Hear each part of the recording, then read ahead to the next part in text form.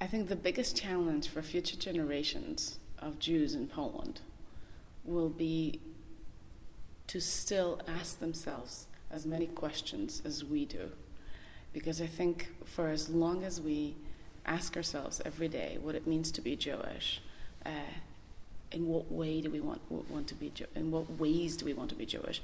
What ways can we find to explore our Jewish identities?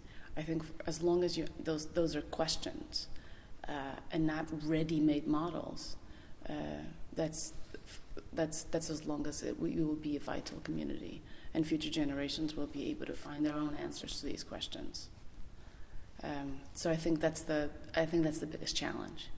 I think there's a fear that because third generation was and probably will be for just a few more years, because we're becoming old, so involved in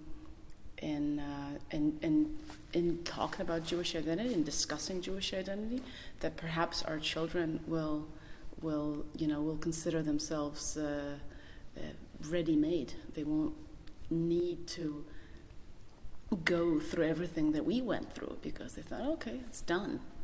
I no longer need to do this. And so I think that's the biggest fear, that our children will be ready.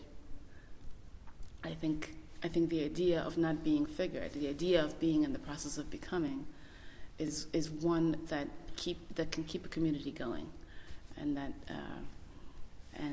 that's, I think, the biggest challenge for future generations.